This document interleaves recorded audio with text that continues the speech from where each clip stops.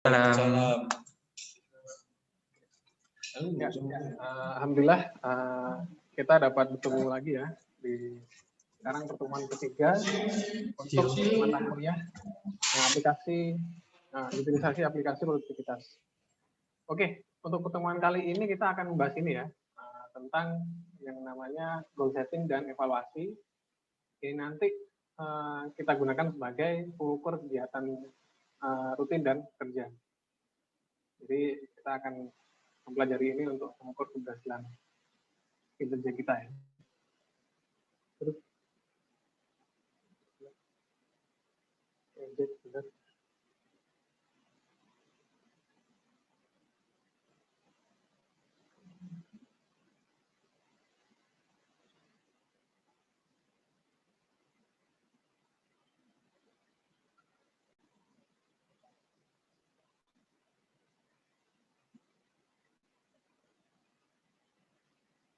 Oke. Nah, untuk tujuan kuliah pada hari ini pertama-tama kita akan belajar tentang ini ya. Yang jelas goal setting. Apa itu goal setting? Yang kedua kita akan memahami tentang jangka dari goal itu sendiri. Jadi jangka tujuannya. Yang ketiga, kalian akan saya beritahu tentang konsep dari SMART goal.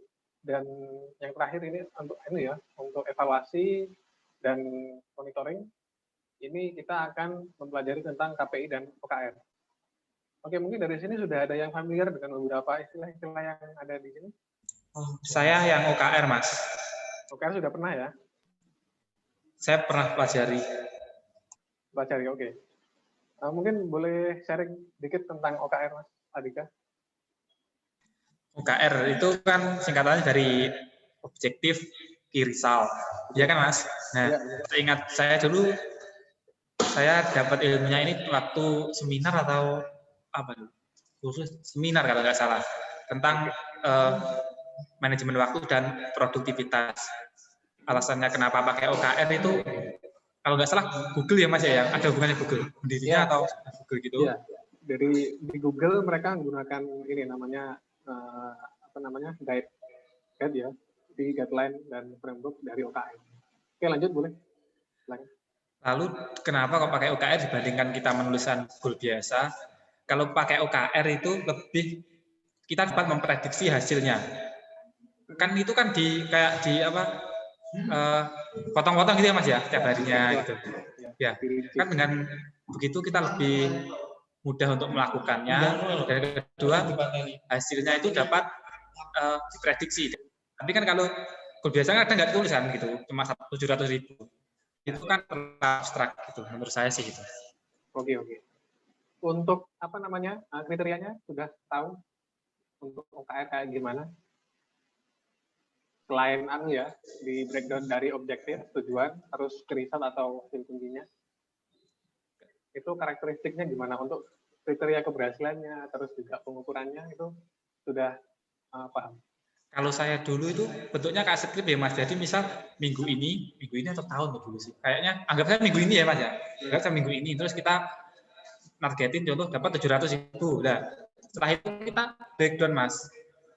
Bukan sebulan, anggap itu sebulan. Soalnya jangka waktunya dulu lupa. Bulan atau setahun itu Mas di breakdown. Nah, setiap hari itu ditulis dengan sampai minggu ini goalnya apa gitu. Jadi bertahap. Lalu untuk kriterianya yang pertama ada apa tuh? Emosi juga kayak nggak salah, spesifik, terutama spesifik sih soalnya di script Mas modelnya Mas. Iya. Gitu. Oke, itu nanti akan kita pelajari lebih lanjut di Smart Goal ya, Mas Adika. Oke, mungkin yang lain sudah ada yang pernah tahu juga beberapa istilah yang ini sudah saya tuliskan di slide.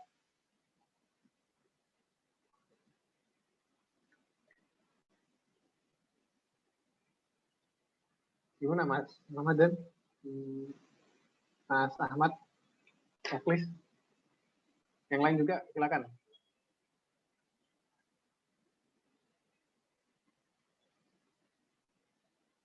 Belum ada? Oke, ada kita lanjut ya. Saya ingatkan juga rekan-rekan untuk partisipasi ini akan saya nilai juga. Bobotnya ini sepertiga dari penilaian ini ya semua ya. Jadi untuk penilaiannya kalau di ini ada 3. Pertama dari keaktifan, kedua itu dari tugas, ketiga ini dari ujian akhir. Nah, itu nanti akan jadi apa namanya variabel-variabel penilaian kalian untuk nanti jadi bahan evaluasi di akhir. Oke, kalau nggak ada yang apa namanya mau sharing, saya lanjut. Oke. Nah, jelas karena goal setting kita harus tahu apa itu goal. Oke, mungkin saya jelaskan langsung aja ya. Jadi goal ini kita bayangkan kita punya sebuah peta, di mana peta ini menunjukkan tujuan, arahan, dan gambaran ke masa depan kita. Oke, jadi peta ini yang buat siapa? Ya, yang buat adalah kita sendiri. Jadi kita bayangkan sebuah peta, itu kan blank ya. Oke, sebuah kertas gitu. Terus di situ kita berikan satu titik-titik. Nah, dari titik itu kita akan hubungkan dengan jalur kan ya. Nah, itu yang kita namakan dengan goal, di mana kita akan meniti satu persatu dari titik-titik itu tadi untuk mencapai ke tujuan kita. Nah, jadi goal ini adalah suatu hal yang harus digapai, jelas. Ya. Dan untuk contoh goal yang baik, ini bisa kalian baca di sini. Jadi ketika misalnya ya, saya ingin lebih pintar dengan mendapatkan nilai 10 pada pelajaran matematika. Nah, goal ini bisa dibilang sangat spesifik. Karena coba tidak hanya menyatakan bahwa saya ingin lebih pintar. Nah, tapi juga menjelaskan tentang bagaimana tingkat kepintaran saya ini dengan pelajaran apa yang akan saya kuasai, yang ingin saya lebih pintar. Jadi disebut ada nilai 10 dan pada pelajaran matematika. Jadi kalau goalnya hanya berupa pernyataan saya ingin lebih pintar saja, nah ini akan menyisakan banyak pertanyaan di belakangnya. Ingin pintarnya dalam hal apa? Nah terus ukurannya seperti apa dan bagaimana? Nah, seperti itu.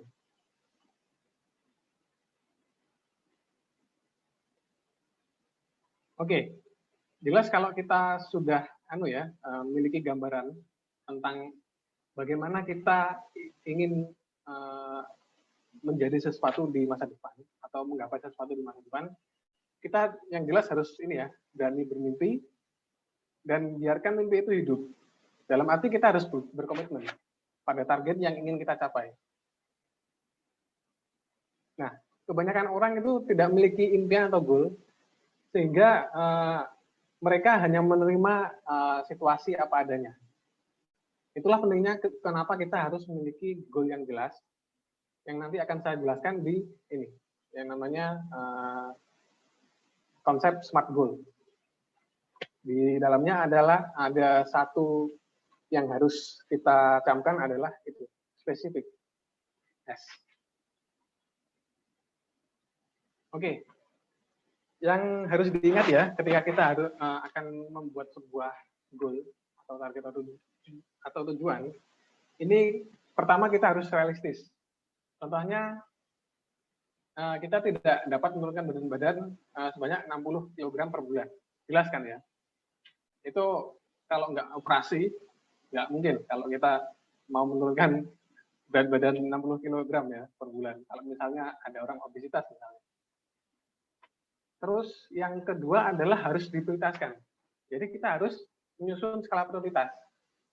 Nah, kemarin rekan-rekan sudah saya tugaskan untuk ini ya, membuat identifikasi dari tugas-tugas dan kegiatan personal dan kegiatan profesional ataupun kerja.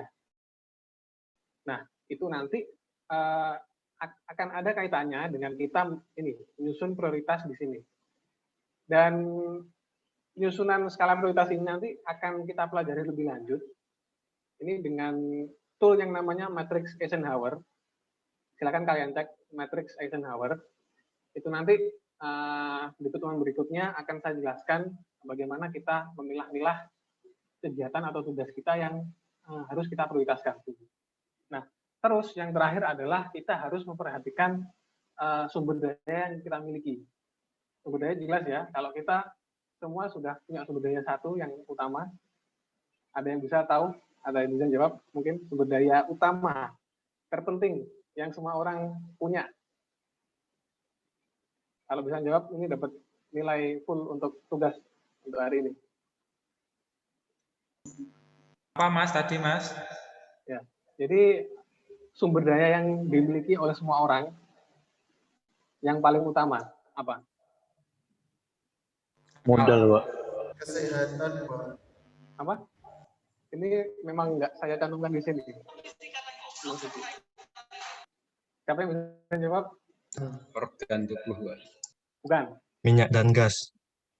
Bukan. Akal. Pikiran. Modal, Pak, modal. Uang. Ini sumber dayanya integral sekali. Apa? Bukan sumber daya yang konkret ini. Akal sehat. Sumber dayanya abstrak. Kalau akal sehat, itu ada kaitannya dengan yang ini. Yang saya maksud apa? Ayo. Mindset. Dan. Ayo. Realistis. Enggak. Kita semua punya, cuman enggak semua orang bisa memberdayakannya. Ayo.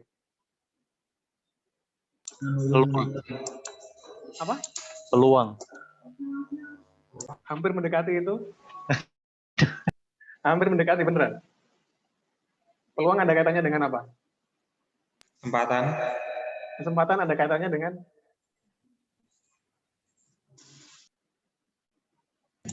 Hoki. bukan. Oke, nggak ada yang bisa jawab ya. Kemauan atau keinginan sendiri gitu. Bukan. Oke, saya Tekad. Jadi untuk sumber daya utama yang harus kita manage dan semua orang harus manage itu adalah waktu. Oke. Nah, waktu ini jelas semua orang punya, cuman tidak semua orang bisa mengelolanya. Jadi waktu ini integral, baik untuk ini ya, menyangkut tentang keilmuan kita, di mana kita ketika belajar harus mengalokasikan waktu yang ya bisa diperkirakan. Atau ketika kita ingin memperoleh sebuah pencapaian, misal omset, ataupun tabungan, ataupun apalah itu jelas kita harus merinci, kita harus mendata bagaimana kita akan mencapai itu dengan rentang waktu yang kita miliki atau rentang waktu yang sudah kita alokasikan. Jadi itu adalah salah satu sumber daya intangible yang dalam arti tidak berbentuk ya. Dan sumber daya intangible selain waktu ini tadi sudah ada yang menyebutkan tadi Mas Kelvin, itu adalah ini ya, intelektual ataupun akal pikiran, terus juga kesehatan, terus juga apa namanya keilmuan. Nah itu juga masuk ke sumber daya intangible. Kalau yang tangible tadi sudah dijelaskan sama Mas Sony, ya ada seperti alat, infrastruktur, terus minyak dan gas tadi ya Mas ya. Nah itu ya sumber daya, cuman itu lebih ke arah yang tangible, yang berbentuk. Oke, kita lanjut. Oke, kita jelas punya banyak goal ya, terutama goal pribadi. Jadi saya yakin kalau kita rekan-rekan semua juga punya salah satu goal yang ada dalam ini ya, yang saya jelaskan ini. Ada di bidang karir, jelas. Kedua ada keuangan ya. Siapa sih yang nggak mau kaya? Jelas kan? Dan ketiga ada intelektual tadi sudah dijelaskan sama Mas Ramadan. Terus ada keluarga. Terus ada kepribadian, kesehatan, sosial dan spiritual. Nah, itu adalah beberapa bidang yang ingin kita capai targetnya. Oke, mungkin dari sini ada yang bisa sharing untuk goal-goal utama dalam hidup kalian yang ada dalam bidang ini. Silakan. Mungkin nanti saya bisa elaborasi lagi.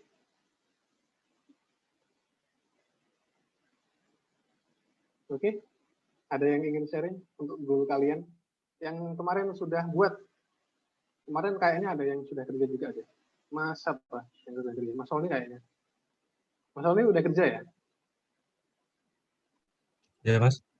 Eh, Mas Sony sudah kerja apa, Mas, kemarin?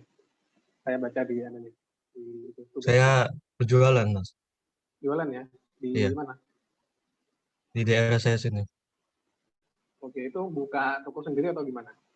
Lapak gitu, Mas, di pinggir jalan. Oh, buka lapak ya? Apanya Tokopedia? Enggak. Oke, buka lapak sendiri itu dari apanya? Dari modal terus juga sumber daya yang lain itu Mas Sony dapat dari mana? Saya kerja sama teman-teman juga sih. Oh, berarti ini ya, dia sama bareng teman. Iya, bareng teman. Terus kira-kira untuk Mas Sony sendiri goalnya dengan untuk ini ya, membuka usaha itu tujuan Mas Sony apa? Ingin memperoleh apa atau mencapai apa? Kedepannya pengen punya toko atau ruko sendiri gitu. Jadi nggak harus di situ-situ aja. Di tempat lain juga. Oke, itu tujuannya untuk jangka panjang atau jangka yang sudah kelihatan atau jangka pendek sekarang? Sepertinya jangka panjang sih, Mas. Jangka panjang ya. Iya, jangka panjang. Nah, itu sudah Mas Sony perkirakan atau belum? Karena ini masih baru buka sih, Mas. Baru buka jualan gitu kami. Berarti untuk perkiraannya sudah ada di gambaran pikiran Mas Sony atau belum? Kayak target gitu ya. Ya, kira-kira akan jadi scale up, jadi toko itu berapa lama, atau jadi swalayan berapa lama, atau jadi kayak food court Carrefour gitu mau berapa lama? Kayak gitu kan nggak apa-apa. Sudah ada gambaran seperti itu? Belum. Oh, belum ya. Oke, nah itu nanti kita akan bahas lagi. Oke, ada yang mau sharing lagi, Ji? Yang selain Mas Sony?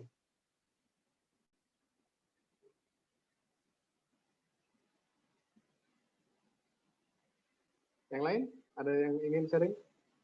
Belum ada? Kalau nggak ada, saya lanjut ya. Oke, ini tadi saya bicarakan tentang jangka pendek dan jangka panjang. Kita sudah tahu jelas kalau jangka panjang ini butuh waktu yang lama ya, dan merupakan tujuan yang besar. Dalam arti tujuan itu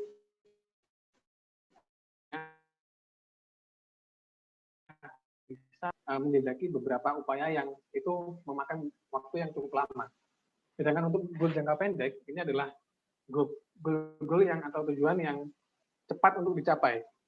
Nah, ini adalah merupakan kepingan kecil untuk goal jangka panjang. Jadi goal jangka pendek ini contohnya seperti ya menyelesaikan PR, terus menjadi baju yang kita lakukan mingguan atau 3 harian ya. Nah, itu jangka pendek. Kalau contoh jangka panjang ada naik jabatan, itu bisa kita masukkan ke goal kita jangka panjang, atau naik haji mungkin. Ada yang pengen naik haji di sini? Jelas semua pengen ya? Oke. Terus juga kita bisa ya seperti kalau misalnya obesitas, kita menggunakan berat badan, terus juga membeli rumah untuk investasi jangka panjang. Seperti itu. Oke, mungkin dari sini sudah ada yang masih bingung kan atau ingin bertanya? Silakan. Belum ada? Sudah cukup jelas? Oke, saya lanjut. Oke, kita akan masuk ke konsep dari SMART Goals yang tadi saya bicarakan di awal.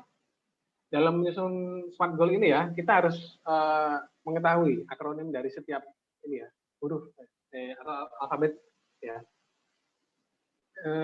Jadi pertama kita harus menentukan tujuan kita secara spesifik. Ini S-nya ya. Kedua ini adalah measurable, dapat diukur. Ketiga attainable, dapat dicapai dalam arti realistis ya. Terus yang keempat ini adalah result oriented atau berfokus pada tujuan. Dan yang terakhir adalah time bound. Jadi ada unsur waktu di sini dan terbatas. Jadi istilahnya kalau kita punya tenggat itu adalah unsur waktunya atau deadline misalnya. Itu juga bisa dijadikan sebagai unsur time bound ini. Oke, untuk yang pertama adalah S specific ya. Ini saya contohkan langsung aja. Nah, jadi untuk topik hari ini memang sengaja saya masukkan topik tentang berat badan. Jadi biar konsisten aja. Jadi contoh yang salah ini saya ingin menurunkan berat badan. Nah, harusnya kalau kita bicara tentang spesifik, karakteristik dari spesifik, kita harus menjabarkan secara rinci. Jadi misalnya contoh yang benar adalah pada tanggal 1 Mei saya ingin turun 5 kg. Jadi sekarang bulan Januari, oke, untuk menurunkan berat badan sampai Mei depan sebanyak 5 kg ini saya harus ngapain aja. Nah, ini kita jabarkan dengan ini. Kita jabarkan dengan kenyataan. Ini dengan tidak makan gorengan dan lari 2 km per hari, misalnya. Atau kita juga bisa menggunakan target lain atau metode lain atau strategi lain. Nah, ini nanti akan saya bahas lagi di mana situasinya kita sudah menentukan cara atau strateginya, cuman ternyata goal kita tidak terpenuhi. Nah, itu nanti yang harus kita ubah apanya? Itu nanti akan saya jelaskan. Oke. Ya, kalau yang unsur spesifik ini jelas harus menjawab pertanyaan ini ya. Pertama, 5W1H. Oke. Ini hanya W-nya saja. Jadi 1H-nya digunakan. Jadi siapa yang terlibat? Itu who. Terus apa yang ingin dituju? Itu adalah unsur what-nya. Terus ketiga adalah where. Ini di mana goal-nya akan dilakukan. Terus when, kapan, dan why. Ini basic ya. Untuk pertanyaan-pertanyaan yang muncul di keseharian kita. Lalu yang kedua adalah M ya. Smart dari SM. Nah, ini adalah measurable. Dalam arti lain dapat diukur. Nah, untuk contohnya saya langsung contohkan saja. Saya ingin menurunkan berat badan. Sedangkan contoh yang benar ini adalah ini ya. Measurable dapat diukur tadi adalah 5 kg dan dengan tidak makan gorengan dan lari 2 km per hari. Nah, ini kalau misalnya kita ingin spesifikkan lagi dengan ukuran yang lebih spesifik, ini kita bisa tambahkan tidak makan gorengan atau tidak makan lebih dari berapa ribu kalori. Seperti itu. Jadi kita akan lebih spesifik dan bisa lebih mengukur. Nah, ini jelas ya. Kita dengan mengukur ini tadi, kita tahu, oh kita sudah sampai progres sejauh mana. Terus kita akan tahu dan dapat memperkirakan kapan ini akan selesai. Dan tahu juga posisi kita sekarang, posisi mutakhir atau terkini. Jadi kalau misalnya tadi saya sudah target hari ini saya sudah lari 1 km pada pagi hari. Oke, berarti kita harus lari lagi 1 km lagi, mungkin di lain waktu, mungkin bisa di siang hari atau di sore hari. Seperti itu. Ketiga, ini adalah A, jadi SMA, RT, ini adalah A, attainable, dalam arti dapat dicapai. Nah, tadi untuk contohnya, kita buat 5 kg ya. Nah, ini sifatnya lebih, relatif ya, dari orang per orang. Jadi kita harus melihat kapasitas dan kapabilitas kita untuk poin A ini. Jadi kalau misalnya kapasitas kita untuk lari ya misalnya, ini hanya bisa sejauh 2 km per hari. Itu sudah kita ukur dengan apa? Dengan kita mencoba dulu. Sejauh mana kita bisa lari. Dalam satu rentang waktu yang sudah ditentukan. Oke, dalam satu hari ini saya hanya bisa lari 2 km. Oke, berarti 2 km aja untuk minggu yang saat ini. Atau mungkin kita memberikan target progresif. Dari minggu ini 2 km, minggu depan harus lari 3 km per hari. Itu juga bisa. Seperti itu. Jadi kita harus melihat kapasitas dan kapabilitas kita. Kalau badan kita tidak bisa memanage beban kerja 2 km per hari, kita akan turunkan lagi 1 km per hari. Dari itu kita bisa coba bertumbuh tambah 1 km lagi, tambah 1 km lagi. Nah, dari situ kita bisa ini ya, melakukan progres.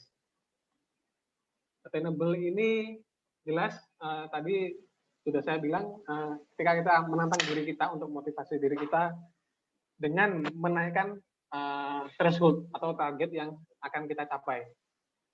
Nah, sedangkan untuk goal yang ini ya, ujuk-ujuk atau langsung atau tiba-tiba, nah itu harus dihindari oleh rekan-rekan.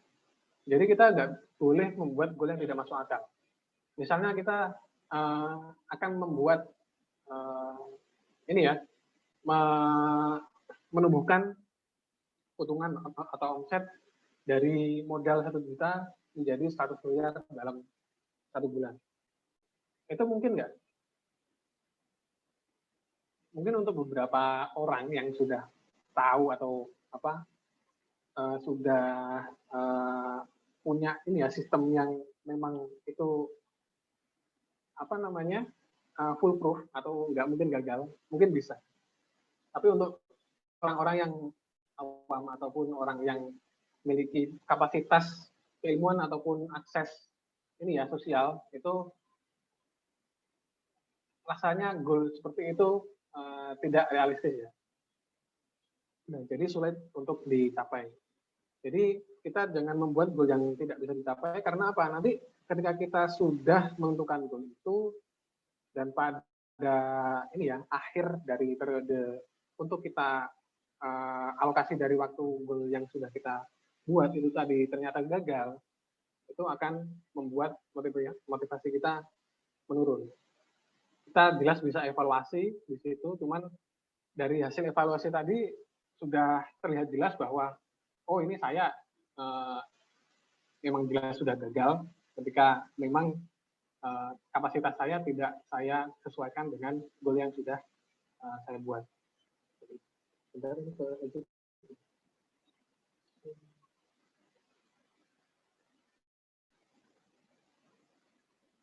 Oke. Nah, seperti itu. Jadi kita harus membuat goal yang dapat dicapai. Lalu yang keempat ini adalah R ya, result oriented. Dan ini adalah berfokus pada tujuan. Jadi tadi sudah kita jelaskan. Screen-nya, Mas. Bilang. Kalau yang sebelumnya attainable, ini dapat dicapai. Attain ya. Itu dapat dicapai. Terus yang keempat ini adalah result oriented. Atau beberapa orang ini ada dua kubu. Ada yang Nah, kalau saya bilang lebih cenderung ke yang result oriented. Dalam arti apa? Kita memiliki tujuan yang jelas dan berfokus pada hasil.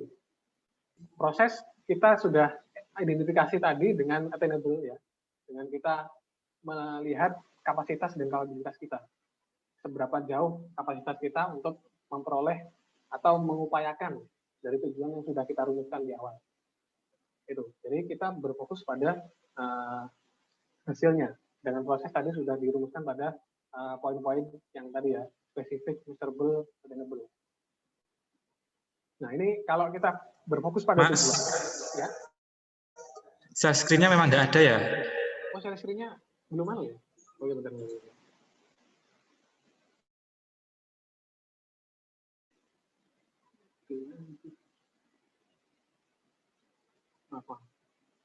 Oke.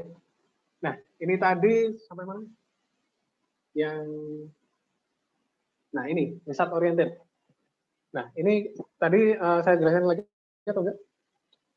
Ini saya jelaskan secara ini ya, singkat aja. Jadi tadi saya jelaskan kalau result oriented ini berfokus pada tujuan, jadi bukan berfokus pada prosesnya. Oke, untuk contohnya ini, kalau kita fokus pada tujuan, ini kenyataannya kita buat seperti ini. Saya ingin turun berat badan 5 kg. Sedangkan untuk fokus pada prosesnya ini lebih ke arah pada ini, pengupayaannya. Gimana kita bisa mengupayakan tujuan yang kita miliki. Jadi misal olahraga 5 kali seminggu atau lari berapa kilometer per hari. Misalnya seperti itu. Terus kalau misalnya ini, yang bisa terjadi kan kalau kita sudah menentukan goal, terus kita sudah menentukan proses juga strateginya. kita sudah olahraga 5 kali seminggu, cuman berat badan kita nggak turun 5 kg. Apa gunanya? Biasanya orang yang pesimistis akan mikir seperti itu. Untuk teman-teman di sini kira-kira sudah ada yang tahu nggak gimana cara menyelesaikan ini masalah kayak gini? Jadi kita sudah menentukan goal dan kita sudah menentukan upaya. Cuman goal kita ternyata nggak terpenuhi dengan upaya yang sudah kita lakukan. Apa yang harus kita lakukan kalau misal terjadi hal kayak gini? Estimasi mungkin. Simulasi ya. Oke. Estimasi dari apa yang sudah kita lakukan itu mungkin ada yang kurang atau mungkin ditambah gitu. Oke. Kalau menurut saya Ada itu yang lain? Oke, Mas Kelvin. apa ya? Mungkin dengan cara yang lain, bukan cara yang sama gitu. Oke, dengan cara yang lain ya. Ada yang lain mungkin yang bisa ini pinpoint atau menunjukkan langsung.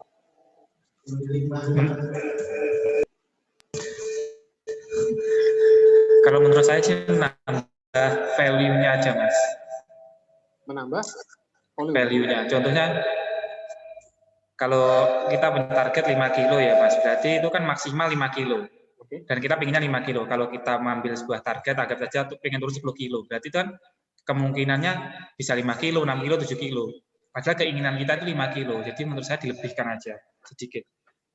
Oke, dilebihkan. Supaya untuk mempush itu, Mas. Lalu yang kedua, untuk lebih tercapai, kita membuat sebuah pain and gain. Kalau semisal kita nggak tercapai, kita harus menghukum diri sendiri apa, tapi kalau kita tercapai, kita memberikan sebuah gain, hadiahnya itu apa? Pakai supaya untuk mempush terdorong lebih maju gitu, Mas. Oke, jadi Mas Andika tentunya memberikan sebuah pengukuran atau kriteria reward and punishment. Boleh, yang lain ada ide lain?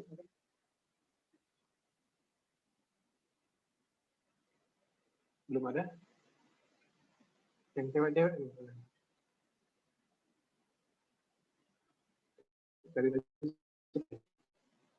Oke, belum ada ya. Oke, jadi ketika kita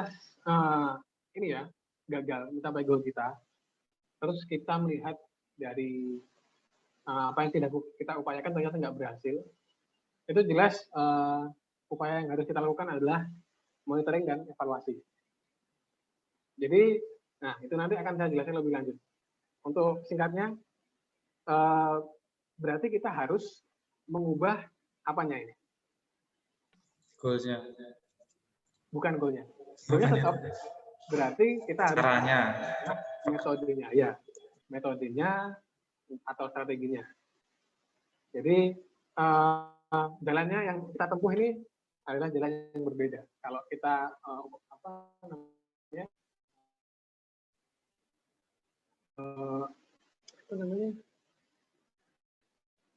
bayangkan seperti ini ya, peta ya. Kita umpamakan seperti peta.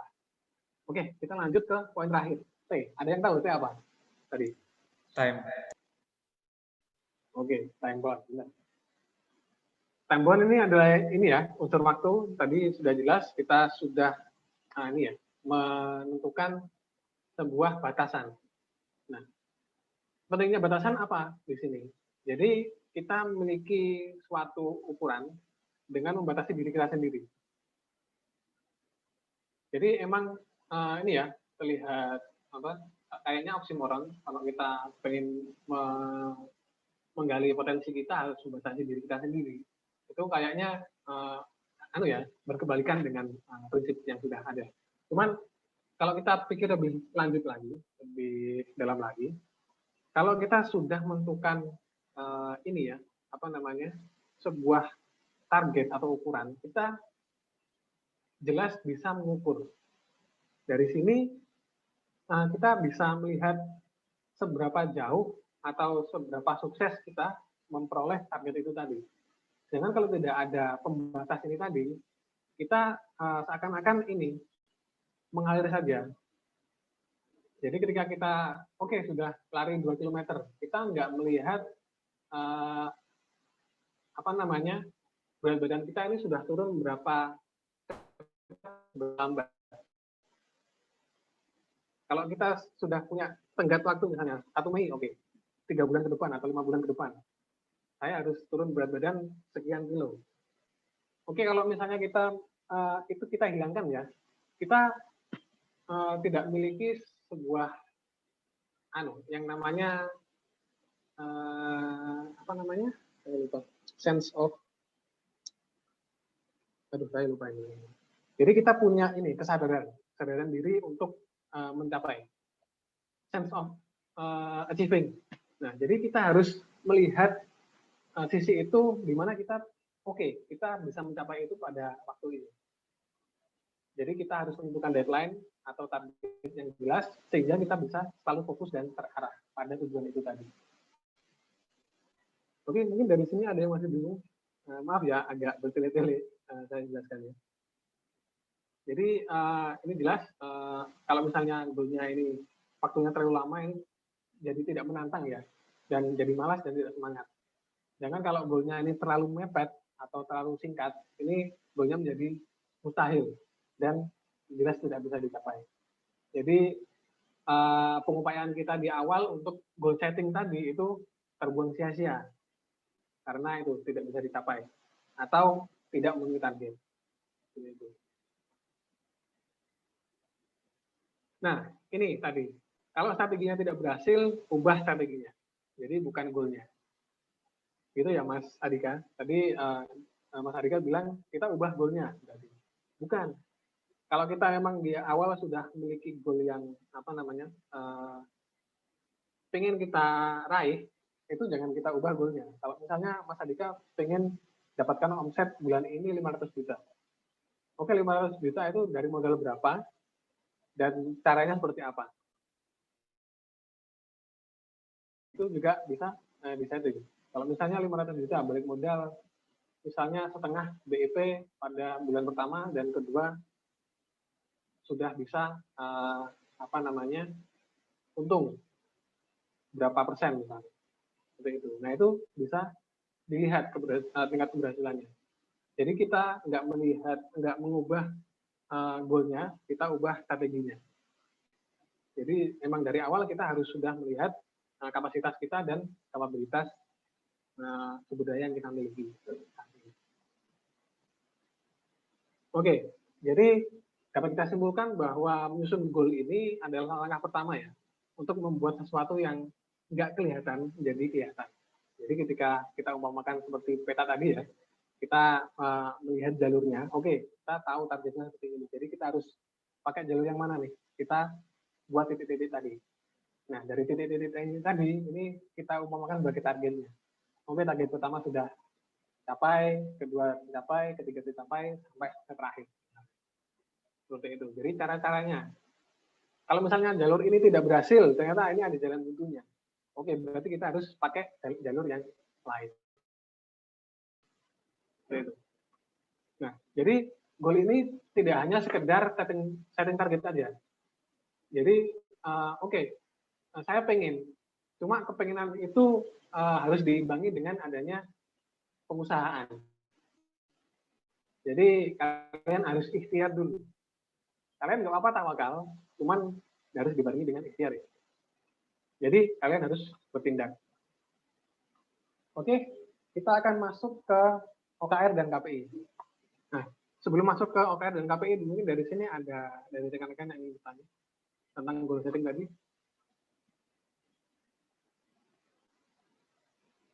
Silakan. Kalau masih ada yang bingung.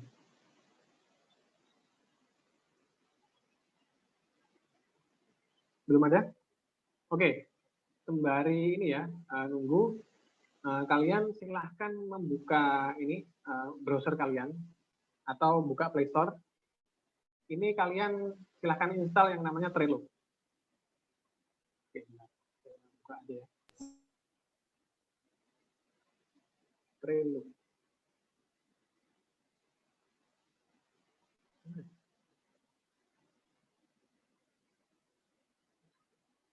Oke, silakan kalian buka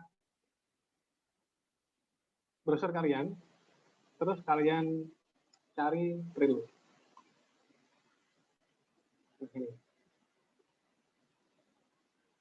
Ini ya, kelihatan ya di layar. Nah, kalau kalian buka di desktop, kalian silakan sign up di sini. Terus nanti tunggu ini ya, tunggu materi OKR dan KPI-nya selesai.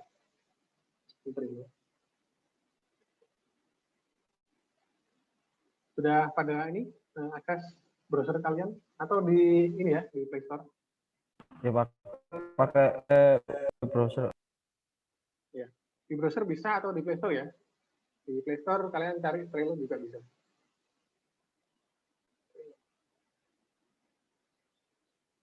Nah, ini. Kalian bisa install di HP ataupun install di ataupun ini ya sign up di browser. Untuk aplikasi desktopnya ini memang nggak ada, jadi untuk ininya ya, untuk aksesnya hanya bisa lewat browser kalau di desktop. Oke, sudah sudah pada install ya. Kalau sudah install atau daftar, nanti kalian simak lagi. Jadi, oke, dari sini belum ada yang tanya ya. Untuk ini goal setting tadi smart goal seperti apa, kita harus kayak gimana untuk menentukan targetnya, kriterianya seperti apa, nggak ada yang tanya dari sini? Belum ada ya? Oke, kalau belum ada saya lanjut. Kita akan masuk ke OKR dan KPI. Dari sini mungkin sudah ada yang tahu tadi Mas Adika. Selain Mas Adika, ada yang tahu nggak tentang OKR dan KPI?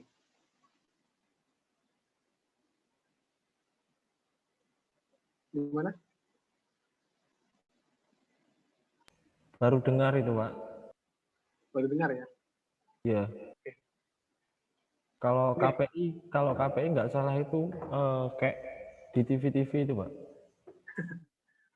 Itu beda. Kalau konteksnya KPI yang itu Komisi Penyiaran Indonesia itu beda ya sama ini KPI yang akan saya jelaskan. Oke, sebelum kita masuk ke KPI, kalian harus tahu ini ya, result chain namanya. Jadi tadi kita sudah tahu kita punya goal ya.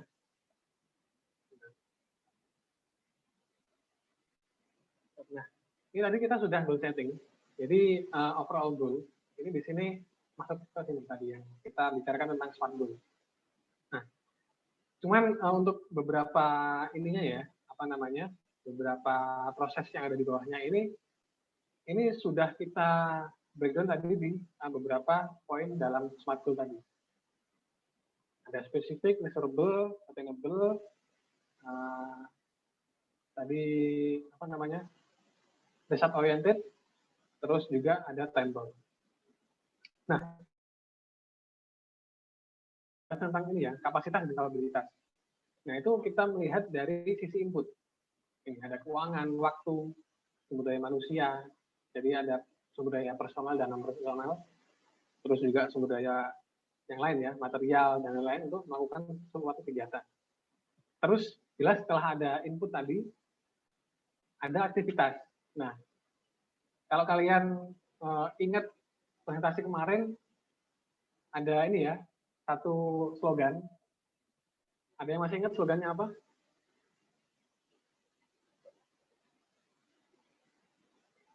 Nggak ada yang ingat?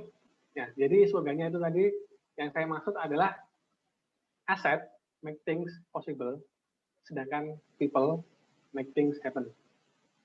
Ingat ya slogan itu kemarin? Nah, jadi emang kita harus memiliki aset dulu, terutama aset pertama yang non personal, sedangkan kedua adalah aset yang bersifat personal, jadi sumber daya manusianya, yang mana mereka menggerakkan dalam bentuk aktivitas ini ya. Jadi ada tindakan atau kinerja, terus tindakan dan kinerja itu nanti akan memproses input yang sudah kita miliki untuk menghasilkan keluaran yang spesifik. Nah, ini tadi sudah saya jelaskan ya, spesifik di smart goal tadi. Terus dari situ setelah kita ada input dan aktivitas, kita mengeluarkan yang namanya output. atau produk, baik itu produk, jasa, capaian, ataupun ini ya, seperti itu.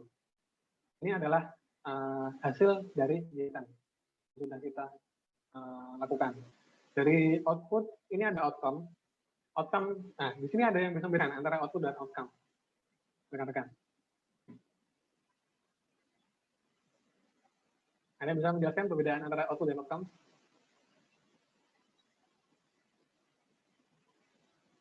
Kalau output, Iya. itu output hanya barang gitu. Nah, kalau di sini menjelaskan produk, barang atau layanan sebagai hasil dari kegiatan. Yang bisa tahu perbedaannya apa?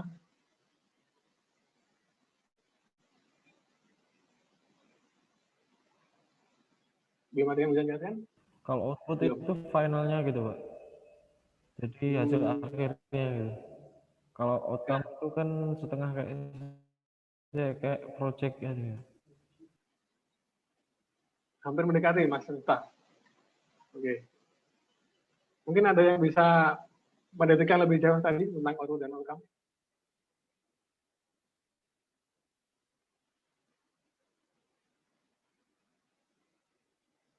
Gimana? Oke, kalau output ini ya hasil dari keluarannya ya. Sedangkan untuk outcome ini kita nggak melihat dari segi ininya ya, kapasitasnya ataupun dari segi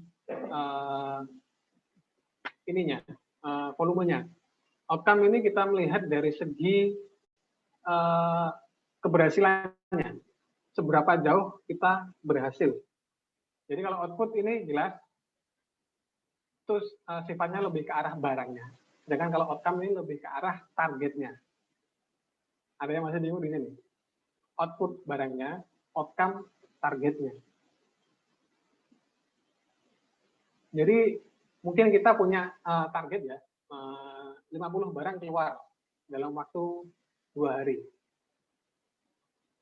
Itu adalah target yang kita buat, ya, jumlah barang yang mau kita buat. Nah, cuman outcome-nya ternyata hanya misalnya 45. Nah, seperti itu. Jadi outcome ini memperlihatkan seberapa berhasil kita dari sebuah kegiatan yang sudah kita upayakan tadi. Output-nya tadi cuma 45, berarti outcome-nya nggak terpenuhi. Outcome-nya ya 45 tadi. Cuman itu lebih ke arah, orientasinya lebih ke arah ini ya, targetnya saja. Jadi bukan lebih ke arah volume. Kalau volume kita bicara tentang output. Kalau melihat target, pengupayaan, outcome. Oke, sudah jelas ya di sini. Nah, yang terakhir adalah impact. Impact ini lebih ke arah goal secara keseluruhan. Dalam arti apa? Outcome yang kita miliki tadi, ini imbasnya apa? Misalnya, karena kita outputnya hanya 50 barang ya, 45 barang, terus outcome-nya nggak tercapai, maka impact-nya adalah, ada yang bisa tahu? Bagaimana, Pak? Bagaimana? Kurang paham. Ya. Jadi misal tadi kalau saya misalkan output barangnya itu hanya 45 dari 50, berarti outcome-nya kurang. Berarti imbasnya adalah apa? Impact-nya adalah apa? Loss. Rugi itu. Apa? Boncos. Ya, kalau misalnya itu di pemasaran rugi. Kalau misalnya ini di manufaktur, berarti apa? Loss. Ya, targetnya enggak. Nah, berarti underperform. Nah, kalau misalnya kita bicara marketing ya, marketing misalnya targetnya 50, terus kita sudah punya modal misalnya untuk ini ya, marketing online-nya ada 100 juta. Nah, itu ternyata outcome-nya hanya keluar 25. sedangkan kita sudah ngiklan modal 100 juta. Nah, itu berarti income-nya loss tadi, impact-nya. Jelas ya dari sini? Oke. Ada yang masih bingung dari kelima ini? Sudah jelas ya? Oke, saya lanjut. Nah, ini tadi ada kaitannya dengan monitoring dan evaluasi yang tadi saya jelaskan sedikit ketika saya membahas tentang ini poin attainable. Nah, monitoring dan evaluasi ini jelas. Pertama, untuk monitoring ini adalah fungsi ya yang berkelanjutan yang kita gunakan untuk mengumpulkan data atau informasi secara sistematis berdasarkan indikator keberhasilan. Nah, indikator keberhasilan ini kita ukur dengan apa? Nah, ini nanti kita akan pelajari melalui KPI dan OKR. Nah, dari yang indikator ini tadi, ini ya yang kita maksud adalah inputnya. Jadi untuk input stakeholder-nya juga dari dana ataupun sumber daya yang sudah kita lakukan. Kita alokasikan. Yang kedua ada evaluasi. Jadi evaluasi ini lebih cenderung ke penilaian sistematis yang objektif. Yang kaitannya ini lebih ke arah hasil. Nah, dari sini ada yang bisa membedakan perbedaan utama antara monitoring dengan evaluasi. Tadi dari proses ini, dari 5 ini. Ada yang bisa menyimpulkan perbedaan antara kedua ini, perbedaan utama? Belum ada? Oke. Jadi kalau monitoring itu lebih berorientasi pada prosesnya. Tadi sudah dijelaskan di smart goal ya. Itu tadi ada proses, ada berorientasi pada hasil. Nah, evaluasi inilah yang berorientasi pada hasil. Jadi tujuannya ini lebih ke arah untuk tahu tentang efektivitas dan efisiensi. Juga melihat dari keberlanjutannya, ini berhasil atau enggak. Kalau misalnya berhasil tadi, berarti kita lakukan seperti itu. Ataupun kita tingkatkan lagi yang lebih misalnya lebih ambisius seperti itu. Dengan kalau gagal kita harus ganti. Tadi gantinya apa? Ganti strategi, bukan ganti goalnya. Oke, jadi perbedaan monitoring dan evaluasi sudah jelas ya. Monitoring lebih ke arah prosesnya, evaluasi lebih ke arah hasilnya. Oke, ini saya ingatkan ya. Jadi untuk hal pertama, untuk memahami kedua konsep antara OKR dan KPI, ini kalian harus tahu ya fungsi dan artinya. Jadi artinya apa dan kegunaan spesifiknya ini seperti apa. Jadi kita lanjut saja masuk ke poin OKR. Nah, tadi seperti yang Mas Adika jelaskan ya, OKR itu singkatan dari objektif dan key result. Nah, jadi untuk kalau bahasa Indonesia ada tujuan yang terkait dengan hasil utama.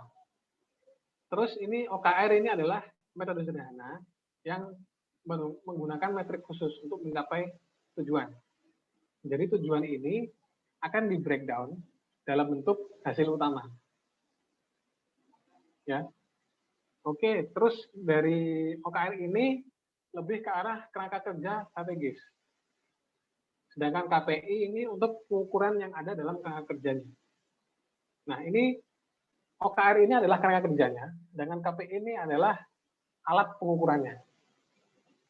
Oke?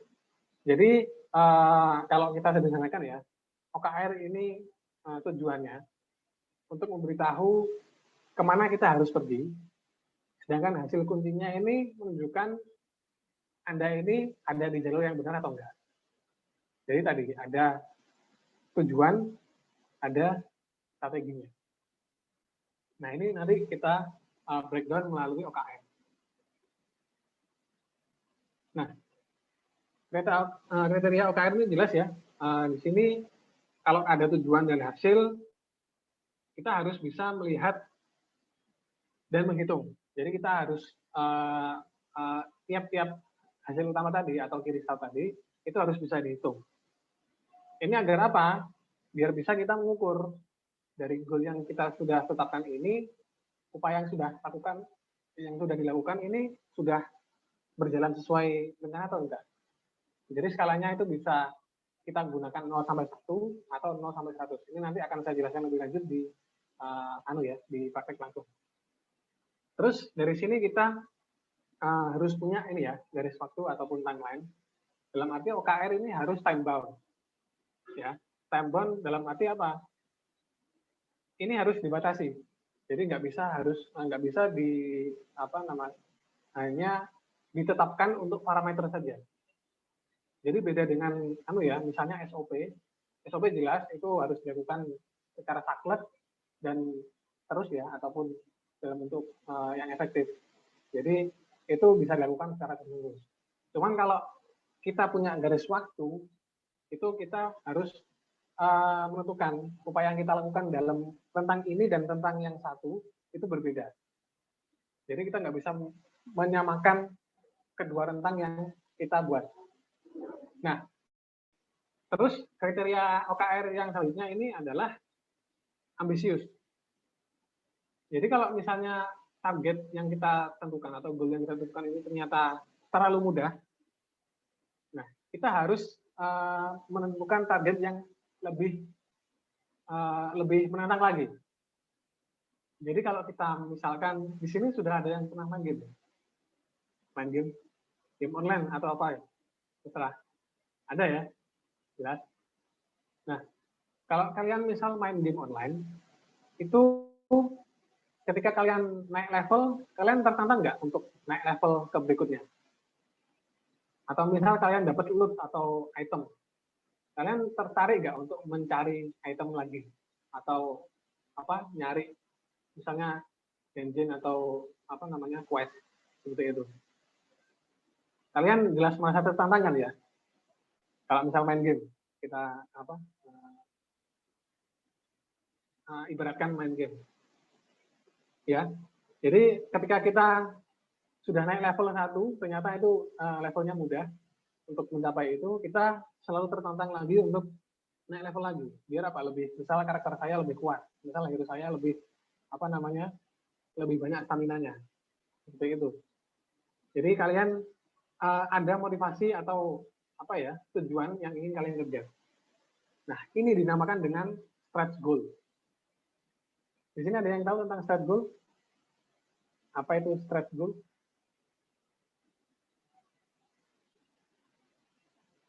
Halo, rekan-rekan?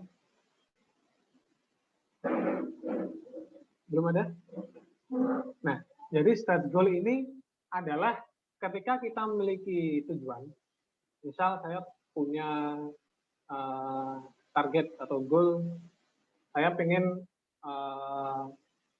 omset bulan ini dari 100 juta naik menjadi 150 juta, misalnya. Nah, itu ternyata dalam waktu 1 bulan itu, saya bisa mencapai omset 200 juta.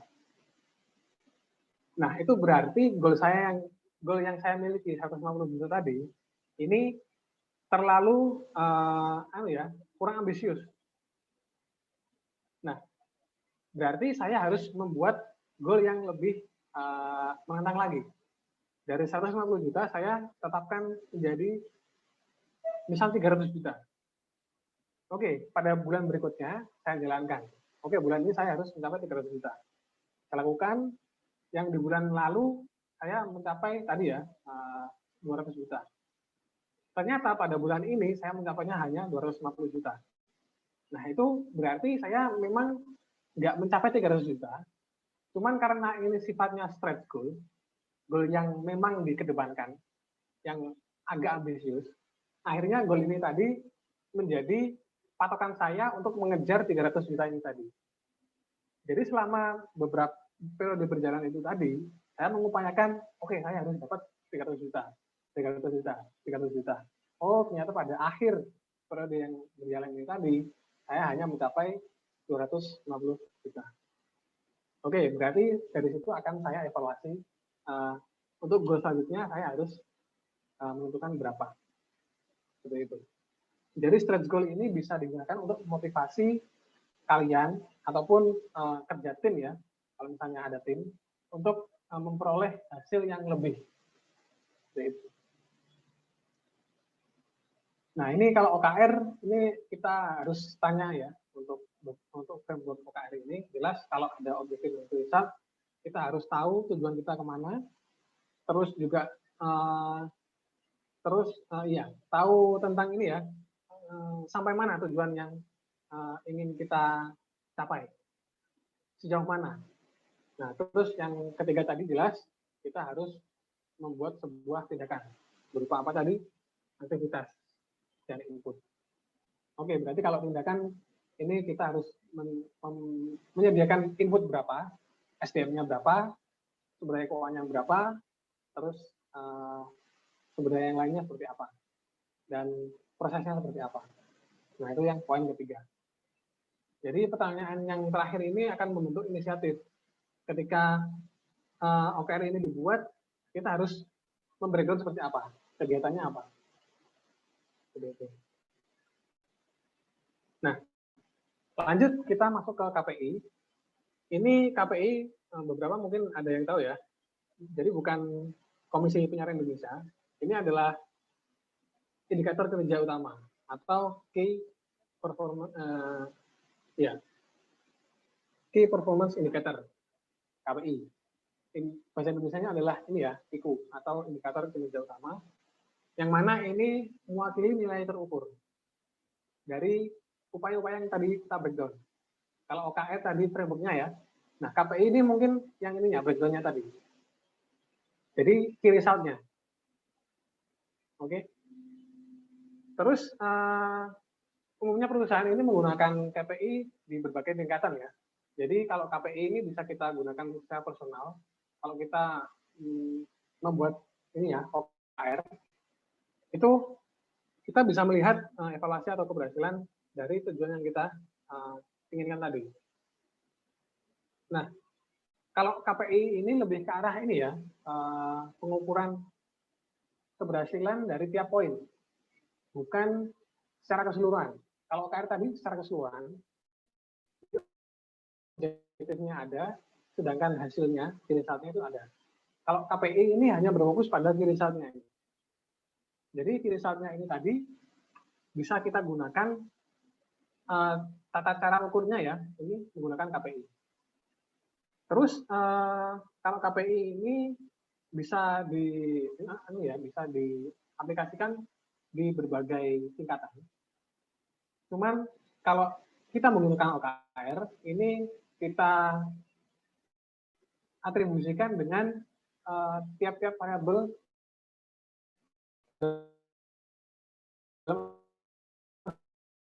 ini apa?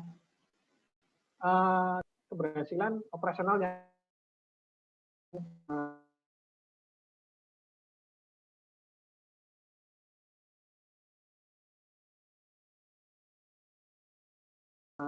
Kalau KPI ini hanya merinci untuk ini, untuk key result-nya tadi. Jadi untuk sumber daya manusia misalnya, Departemen SDM, mereka harus membuat pelatihan misalnya seperti ini agar nanti karyawannya bisa closing sebanyak ini.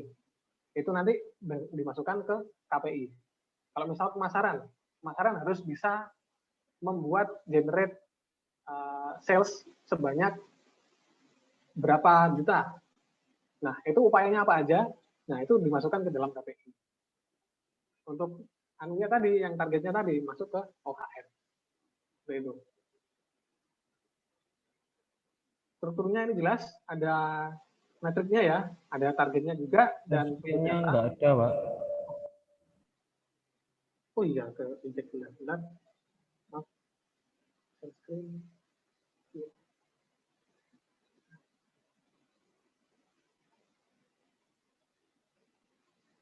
Nah, oke. Jadi struktur KPI ini lebih ke arah ini ya, pengukuran metrik tadi yang saya jelaskan. Pengukuran per departemen yang sudah ada. Terus ada target juga ada. Terus dari situ juga ada yang namanya sumber datanya. Jadi sumber data yang sudah ditentukan tadi, itu sistemnya seperti apa. Nanti pencapaiannya seperti apa, bisa dilihat. Terus ada juga frekuensi pelaporan dan peninjauan ini nanti akan mengikuti dari yang tadi, OKR. Jadi akan dilakukan per berapa periode, 1 bulan kah, 2 bulan kah, 1 semester kah, seperti itu. Nah, jadi kalau dari penjelasan itu tadi ya, kita simpulkan bahwa OKR ini lebih ke arah goal yang ambisius, tidak saklek. Sedangkan KPI ini lebih saklek. Dalam arti apa? Sudah jelas dan karena ini ya merupakan fungsi yang sudah ada, fungsi efektif. Jadi goalnya lebih ke arah attainable yang sudah jelas. Kalau yang OKR ini lebih ke arah stretch goal tadi yang ambisius. Tadi yang saya umpamakan bulan ini harus dapat 300 ya, ternyata saya harus dapatnya hanya 250. Nah, itu karena 300 tadi saya mengejar terus agar bisa lebih dari 200 juta. Dan hasilnya adalah 250 tadi. Nah, terus kalau OKR ini bisa digunakan sebagai alat untuk motivasi. Jadi melihat sejauh mana atau sebesar apa pengupayaan kita ketika kita menginginkan target yang sudah kita buat. Jadi tadi saya pengen 300 juta, di bulan sebelumnya saya dapat 250, karena saya settingnya di 300 juta, bulan ini saya dapat 250. Nah, itu gunanya adalah guna dari stretch goal tadi. Jadi untuk alat motivasi. Nah, sedangkan kalau yang KPI ini tadi, ini lebih ke arah evaluasi dari kinerja atau performa. Jadi alat untuk mengevaluasi kinerja atau performa dari fungsi-fungsi efektif yang kita miliki. Fungsi pemasaran, fungsi SDM, fungsi operasional, fungsi keuangan, dan lain-lain. Nah, terus yang terakhir ini kalau OKR ini lebih ke arah growth oriented. Jadi kita mencari ini ya pertumbuhan, skalanya naik. Kalau yang KPI ini lebih ke arah efektivitas. Jadi fungsi rutin atau fungsi efektif yang kita miliki. Oke, SDM harus training. Oke, pemasaran harus campaign atau lainnya seperti itu. Untuk basically. Nah.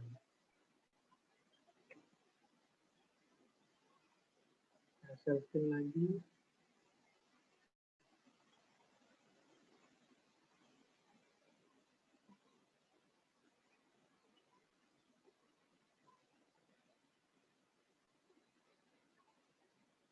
Oke.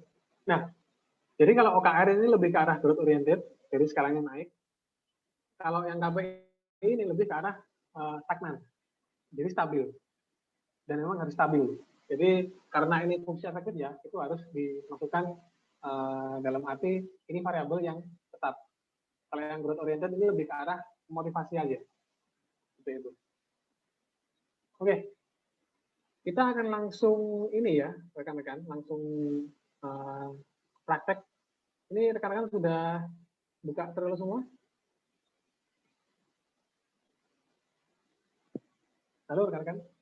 Itu Mas, Trello-nya ada kayak konfirmasi. Konfirmasi apa? Sebentar Mas, saya itu Mas. Ada kayak Gimana? coding.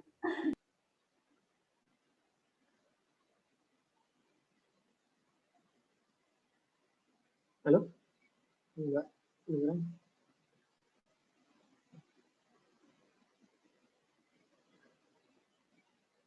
Itu ada tim gitu, Pak.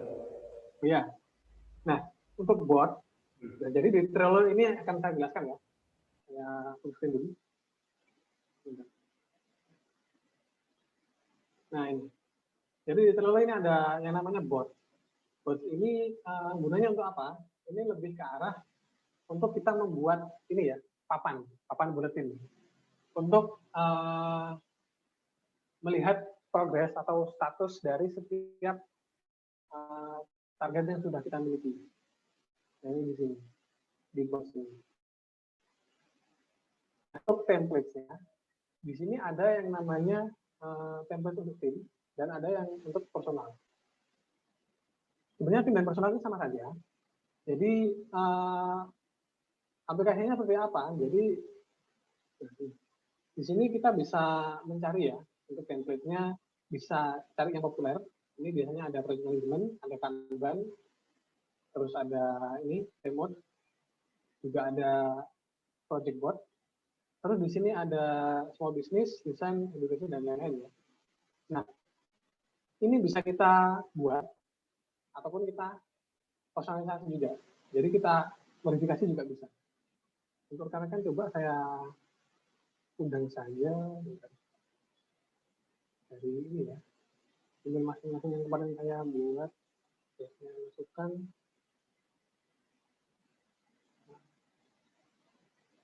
Ini.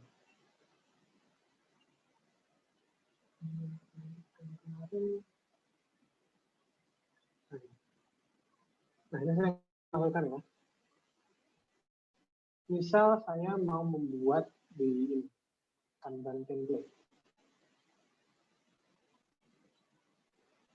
Nah, ini template-nya yang sudah disediakan oleh ya, sudah disediakan oleh Trello. Nah, template ini bisa saya pakai sendiri atau nah,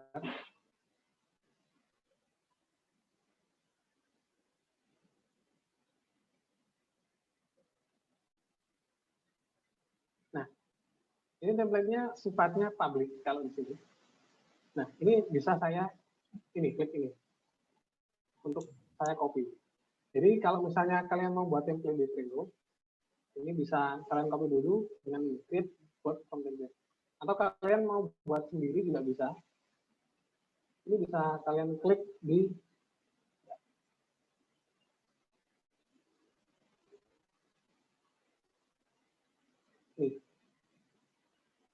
board, terus kalian buat.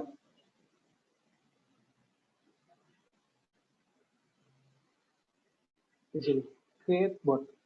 Nah, ini kalau personal. Kalau tim, kalian bisa membuat di sini. Nah, ini. Tapi kalian harus menentukan timnya siapa saja dulu. Nah, ini misalnya saya buat Argia, saya beli. Kuliah. Ini ya. Terus tipe timnya ini lebih ke arah marketing. Terus tipe.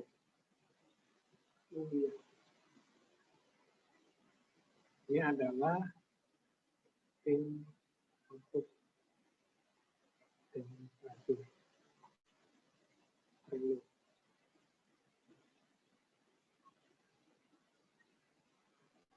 Ini terus saya klik continue.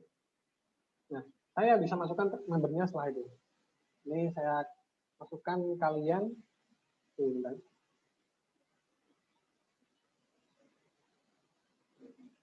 Oke, ini kalian sudah saya masukkan.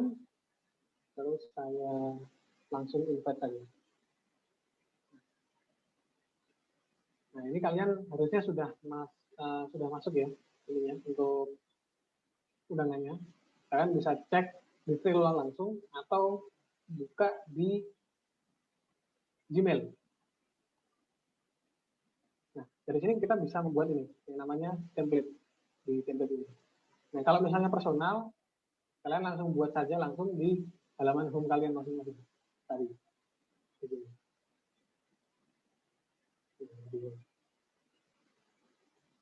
Di sini kalian bisa buat bot kalian sendiri. Nah, ini saya sudah punya bot untuk mockup ya.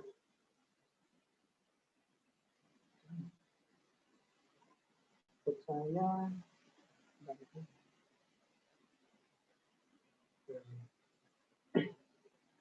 nah, ini misalnya saya buat bot saya sendiri. Nah, ini yang namanya papan Kanban untuk rekan-rekan kalian sekalian ya. Jadi untuk papan Kanban ini kurang lebih seperti ini gambarannya. Jadi ada ini akan dikerjakan, sedang dikerjakan, menunggu review, selesai, dan dibatalkan. Nah, di sini kalian bisa membuat yang namanya kartu. Misal kartu saya buat di sini. Untuk goal setting ya, misal tadi, nah ini, saya sudah buat di sini, ternak lele misalnya. Ternak lele sudah saya buat.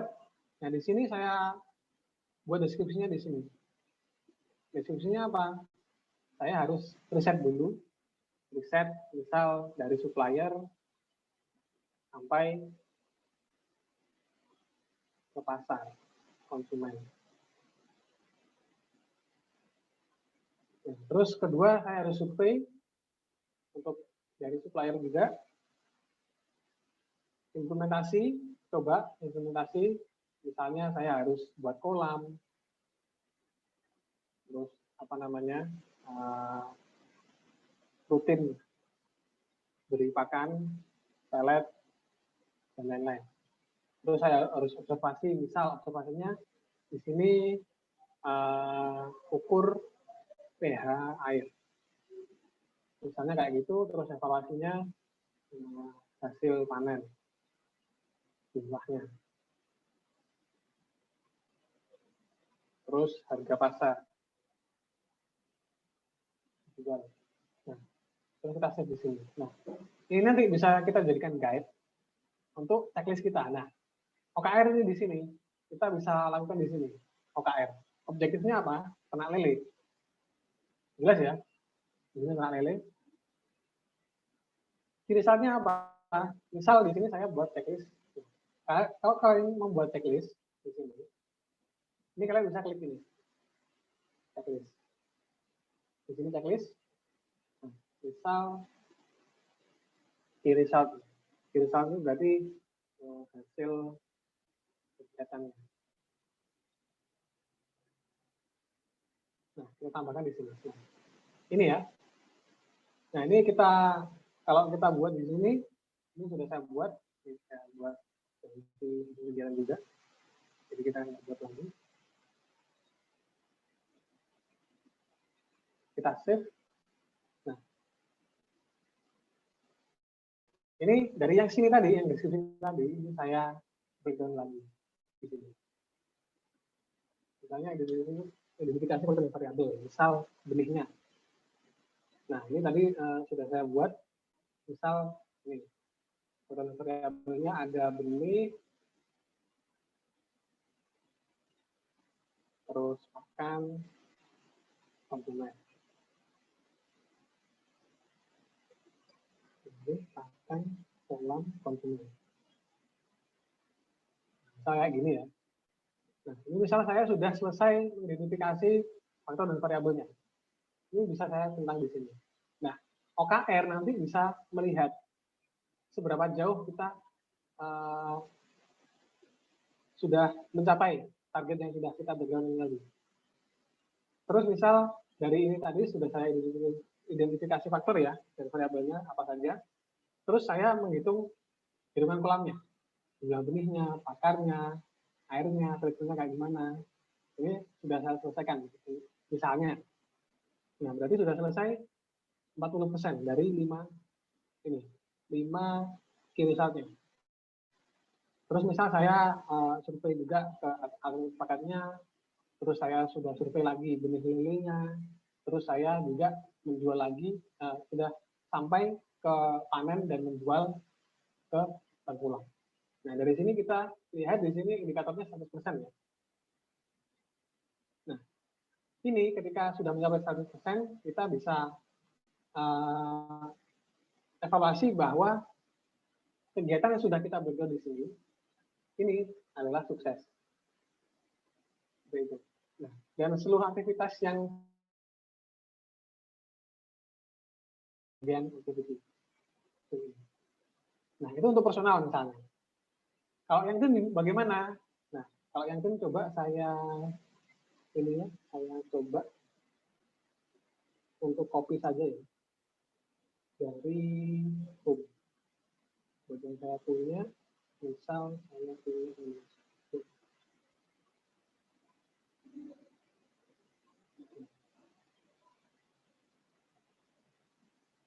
Ini ya, misal saya buka ini.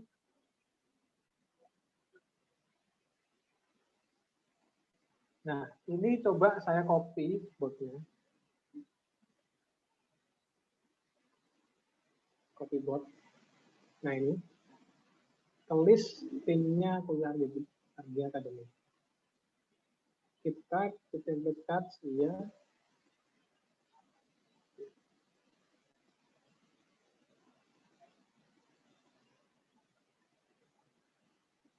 Nah, ini untuk boardnya saya buat invisible.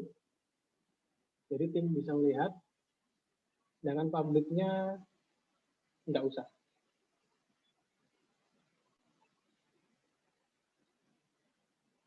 Titelnya demonstrasi setting.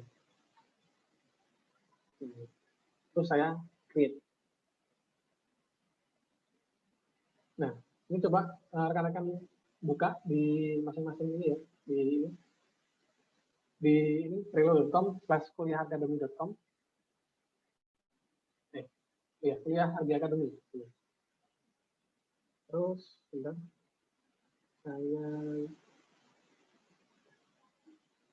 share aja ya, lewat chat. Nah, ini kalian buka di sini. Demonstrasi goal setting.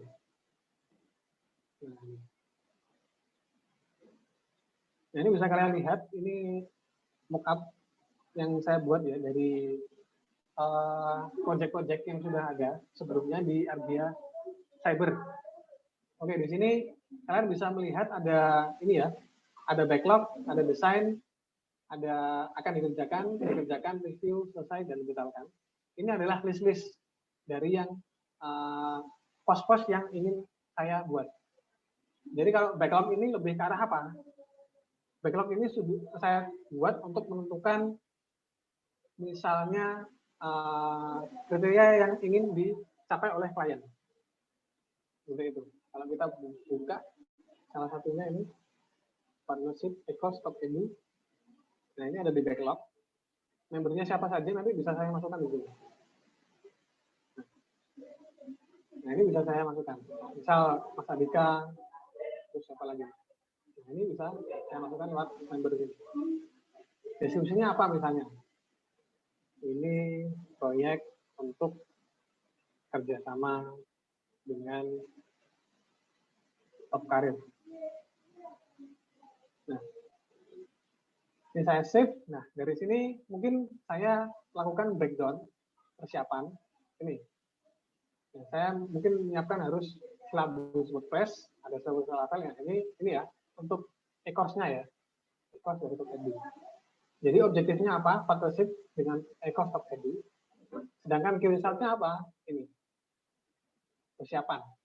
Nah, key result-nya bisa kita buat seperti ini atau satu saja atau bisa banyak. Jadi kita tambah checklist lagi. Misal untuk materi promosinya.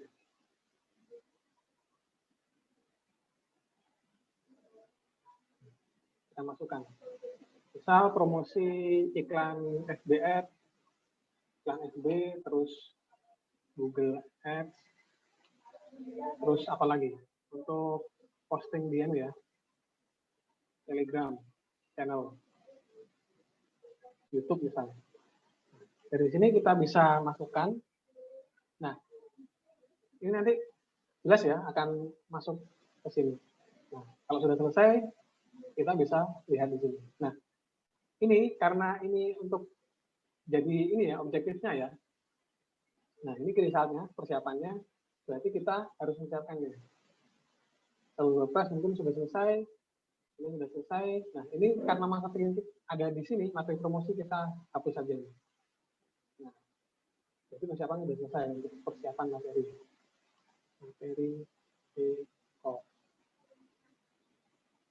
Nah, dengan materi promosi ini, nah, kalau misalnya Mas Andika coba, yang sudah saya ini ya, saya undang di sini. Silakan masuk sekalian. Saya sudah masuk, tapi tempat saya kok blank ya? Blank kayak gimana, Mas? Warnanya putih. Warnanya putih. Enggak. Bentar, Mas.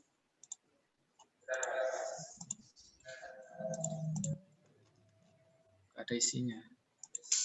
Nggak ada isinya, Mas.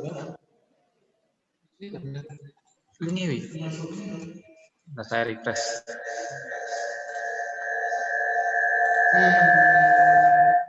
Yang bagian blanknya di mana ya? Coba mungkin bisa buka langsung di sini linknya. Coba sharekan di lewat Zoom. WhatsApp. Ini linknya.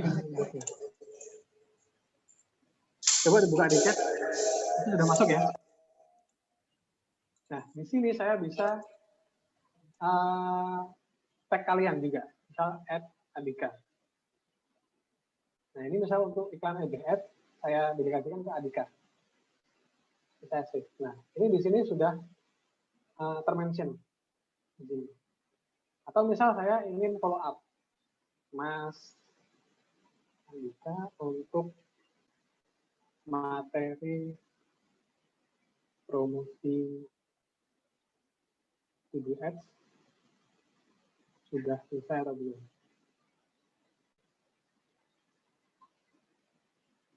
Nah, ini bisa saya tag juga lewat ads Andika.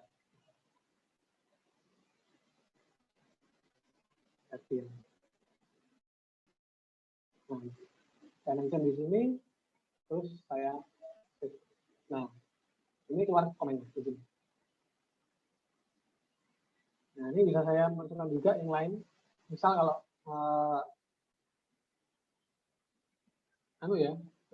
pengen, nah di sini ini sudah kelihatan yang join dalam percakapan atau komentar dalam ini. Ini ya. Oh, Pak, bentar Pak. Sudah masuk? Belum? Masih terputar. Oh, bentar. Oke. Nah, terus kita tadi jelas ya kalau smart tadi spesifik, sudah kita spesifikkan dalam bentuk ini key result-nya. Terus M-nya measurable. Measurable-nya dalam arti volumenya jelas. Misal Google Ads ini ada. Terus iklan FB Ads ini ada satu. Post Telegram channel. Misalnya ini saya spesifikkan lagi channelnya 3 buah. Ataupun yang di YouTube posting 3 video. Nah, jelas ya, measurable, attainable, bisa dikerjakan ya. Nah, ini Mas Miftah sudah testing komentar ini, dan Mas Ramadan reaksi melet. Oke. Oke, nah di sini bisa kelihatan ini sudah saya spesifikkan. Misal YouTube sudah selesai, posting Telegram 3 buah sudah selesai. Nah, yang belum kita buat adalah due date-nya. Misal saya buat due date-nya tanggal besok Sabtu, tanggal 30, jamnya jam sekarang ya, jam 12.16. Oke, sedangkan reminder-nya saya set di satu hari berikut, satu hari sebelumnya, atau mungkin 2 hari sebelumnya juga bisa. Nah, ini saya save. Nah, nanti akan keluar di sini lambang ini ya, lambang jam, keluar jam Januari 30. Nah, di sini. Yang komen berapa nanti kelihatan, attachment-nya ada apa saja bisa kelihatan. Nah, ini nanti bisa kalian ini ya, setting di sini, watch. Ini gunanya untuk apa? Untuk monitor. Nah, tadi saya bilang apa? Monitor dan evaluasi kan. Nah, monitornya kita menggunakan ini, watch. Nah, monitornya di mana? Bisa dilihat di aktivitas ini, di bawah ini. Oke? Di sini monitornya sudah jelas, fungsi monitor juga sudah jelas, evaluasi nanti kalau sudah selesai baru dievaluasi. Oke, jadi objektifnya jelas ya, misal start receipt, e-cost stop and do, objektif. Dasarnya apa? Persiapan materi e-cost sudah selesai, materi promosi kurang 2 lagi untuk diselesaikan. Misalnya, oke dari situ sudah kelihatan ya. Nah, untuk labelnya misalnya, ini kalau di sini berarti butuh melibatkan marketing manager, terus juga ada ini, misal untuk IT ya, atau multimedia untuk makromnya, sama departemen konten. Oke, di sini sudah saya masukkan. Mana tadi? Ini, terus konten sama multimedia. Nah, di sini tugasnya ini ya, departemen atau divisi marketing sama konten sama multimedia. Nah, ini saya masukkan di sini. Ini untuk apa? Untuk mengidentifikasi tim mana yang harus masuk ke sini. Nah, ini bisa dilihat di sini. Duduknya ini saya centang di sini. Kalau misalnya komplit, nanti kalau kalian centang akan keluar ini. Indikasi warna hijau. Nah, sebelum itu kalian harus update statusnya juga. Kalau misal tadi ini ada di backlog, ya backlog ini adalah desain dulu ya, desain atau kriteria yang harus dipenuhi untuk klien. Kalau sudah selesai bisa kalau final ya, kalau final tadi sudah masukkan ke desain ini untuk konfirmasinya. Kalau sudah dikerjakan masukkan dikerjakan. Nah ini. Nah kalau sudah dikerjakan berarti tadi ini sudah mulai dicentang ya. Nah ini centang, ini sudah mulai dicentang. Nah kalau misalnya tadi masuk ke backlog dan desain itu masih belum dicentang, masih cuma draftnya saja, jadi belum dicentang. Draftnya sudah kelihatan. Oh sudah ada persiapan materi untuk WordPress. Oh persiapan materi untuk file dan lain-lain. Nah itu kalau sudah masuk dikerjakan dicentang-centang. Nah kalau misalnya sudah maaf, itu akan dikerjakan ya. Nah kalau misalnya sudah masuk ini dikerjakan dan ternyata sudah dicentang semua, klik. Nah, sudah selesai semua, berarti masuk ke menunggu review. Nah, ketika menunggu review ini, statusnya ini akan direview oleh klien kita atau stakeholder kita. Misalnya kalau klien yang tadi saya contohkan adalah top edui atau top tarif. Nah, di situ bisa dilihat oh beberapa materi promosi ini mungkin harus disesuaikan atau mungkin oh materi dari silabus di WordPress tadi harus disesuaikan juga. Nah itu bisa dikomunikasikan lewat ini tadi. Nah karena kita kolaborasi ya di sini, nah kita bisa melihat semua. Nah ketika saya pindah pun itu juga akan masuk ke aktivitas. Nah karena klien sudah ACC, sudah final ya, sudah fix, sudah puas dengan hasil pekerjaan kita pindahkan ke bagian selesai.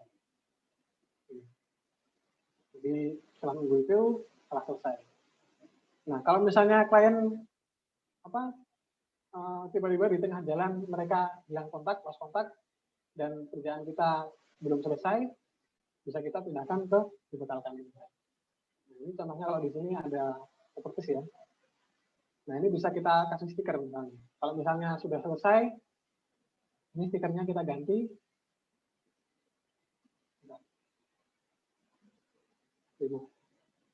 Ini kita ganti stikernya misalnya. Stikernya bisa kalian ekspor di sini ya. Ini sudah selesai. Oke, itu tadi ini ya demonstrasi untuk goal setting, juga bagaimana cara kita menentukan OKR dengan KPI. Oke, dari sini mungkin ada yang mau ditanyakan? Silakan. Waktunya sudah selesai ya, 12.15, 12.10. Oke, rekan-rekan silakan kalau ada pertanyaan. Belum ada? Halo? Belum. Itu tadi yang bisa mindah-mindah itu tadi semua apa cuma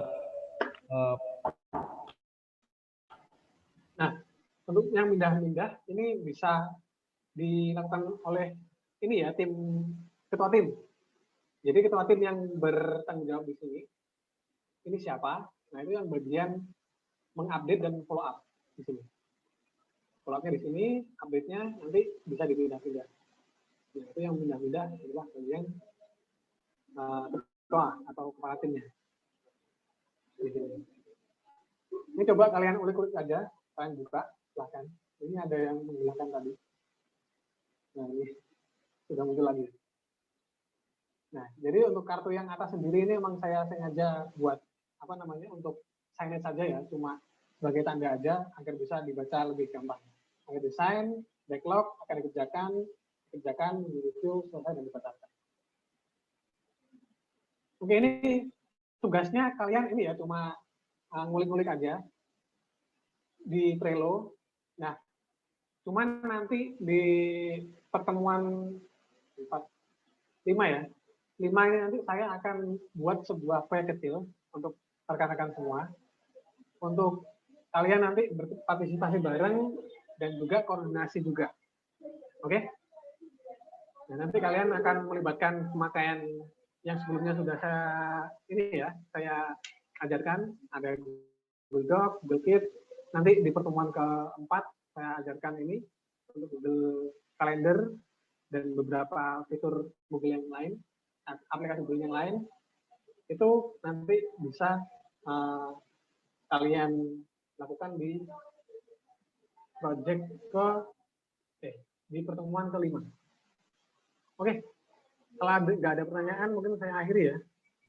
Itu Oke, yang kalau ada pertanyaan besok itu apa, Mas? Cuma UKUT itu aja, Mas. Kalau tugas yang untuk sekarang ya, sekarang sampai minggu pertemuan berikutnya, ini kalian coba kulik-kulik ini. Jadi karena tadi presentasinya tentang goal setting ya, silakan kalian buat goal setting kalian sendiri. Entah itu goal setting personal untuk kepentingan personal di rumah boleh, ataupun kepentingan kuliah atau kerjaan boleh juga. Terus kalian coba susun di sini untuk nanti bisa kalian praktekkan di rumah ya, untuk goal setting kalian sendiri. Oke, mungkin itu aja dari saya untuk hari ini. Ada pertanyaan mungkin? Soalnya habis. Gimana rekan-rekan? Ada pertanyaan? Atau yang masih bingung? Silakan. Belum ada. Belum ada ya? Cukup, Pak. Oke. Tadi jelas ya tugasnya, kalian ulik-ulik Trello. Silakan untuk ini demonstrasi goal setting boardnya ini kalian ulik-ulik saja, ataupun nanti kalau kalian mau buat ini ya buat kalian sendiri untuk penggunaan pribadi juga boleh. Ini nanti buat latihan kalian di pertemuan yang ke-5. Oke, mungkin karena sudah makan banyak waktu lebih, untuk perkuliahan pertemuan ketiga utilisasi aplikasi produktivitas kali ini saya tutup. Oke. Sekian dari saya, ada kurang lebihnya mohon maaf. Terima kasih atas partisipasi rekan-rekan. Semoga bermanfaat ya ilmu yang saya berikan kali ini. Akhir kata, Assalamualaikum warahmatullahi wabarakatuh. Waalaikumsalam warahmatullahi wabarakatuh.